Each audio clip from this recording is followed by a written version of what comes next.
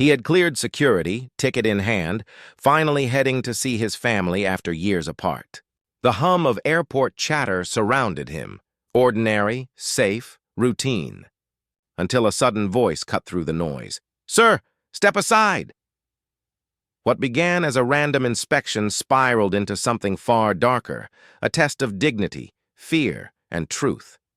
Cameras turned, onlookers whispered, and in that moment, one man's quiet journey became a mirror of everything still broken in our world. Because what happened next, no one expected, least of all the officer who started it. Marcus had been working overtime for months to afford this trip, a long-awaited reunion with his mother after nearly 3 years apart.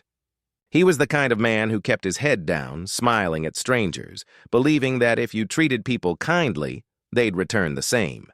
That morning, he woke early, ironed his favorite shirt, and checked his ticket again and again, as if the paper itself carried a promise. The airport bustled with families and business travelers, all moving with purpose. Marcus joined the flow, his earbuds in, the rhythm of the city fading as he imagined his mother's face when she saw him walk through the gate. For once, life felt predictable, peaceful, safe. But safety is fragile. Sometimes it disappears without warning, replaced by cold stares and quiet suspicion.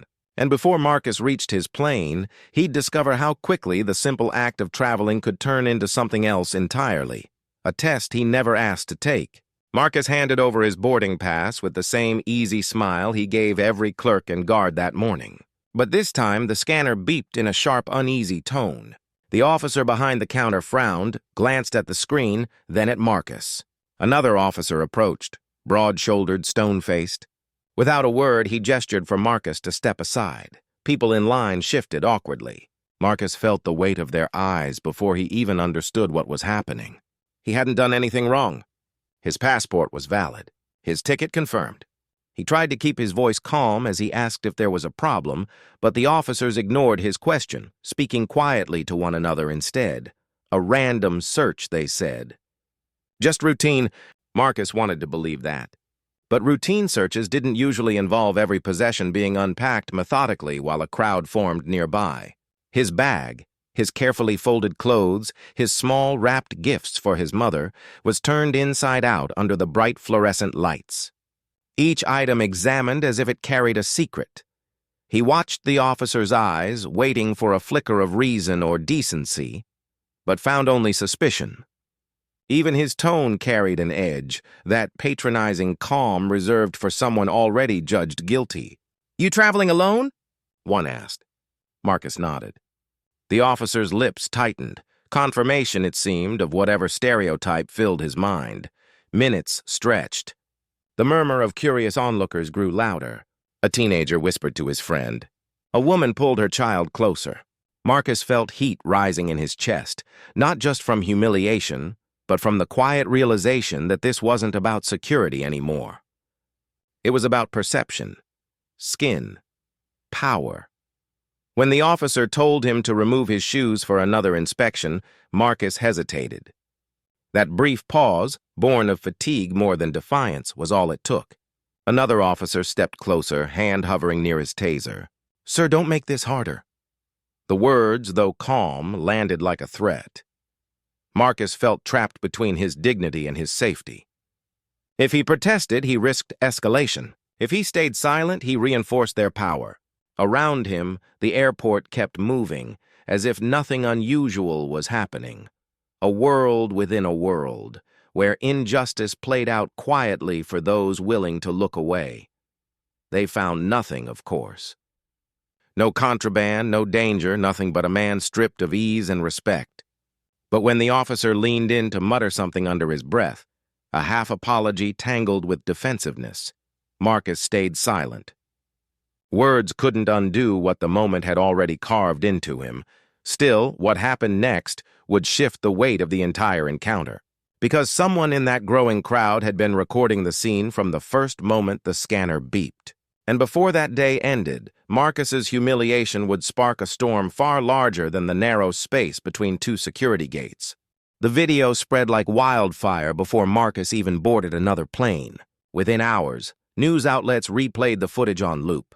his calm compliance, the officer's harsh tone, the empty search that yielded nothing but shame. Each frame stripped away excuses, exposing the truth in those tense minutes. How quickly fear can mask itself as authority. By the next morning, Marcus's name was everywhere. Commentators debated motives, policies, accountability, but for him, it wasn't a topic. It was his life, replayed again and again for strangers to dissect. The same airport that once promised reunion had become a symbol of everything he'd tried to forget. That no amount of respectability, no careful behavior, could guarantee fairness. The moment of reckoning came when the police department held a press conference. Cameras flashed. The same officer who had questioned him stood before microphones, his face flushed under bright lights. Reporters demanded answers. He stuttered through a statement, calling it a misunderstanding, a miscommunication. But Marcus watched from home, his jaw tight. Miscommunication doesn't strip a man of his dignity in front of hundreds of travelers. Misunderstanding doesn't whisper apology only after the damage is done. And then came the question from one reporter that silence could not drown. If no threat was found, was this really protocol? The officer didn't answer. His eyes dropped and the crowd erupted. In that instant, the narrative shifted, not because Marcus had shouted, but because he had endured. The world saw what endurance looked like under pressure. Yet behind the noise, Marcus sat alone at his kitchen table, ticket still folded in half beside his untouched coffee. The world was furious on his behalf, but fury felt hollow. All he could think about was how small, how powerless he had felt standing beneath those fluorescent lights. And just as his phone buzzed again, another message, another headline.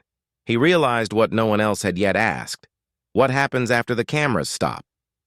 Marcus eventually made it home, but peace didn't follow him through the door.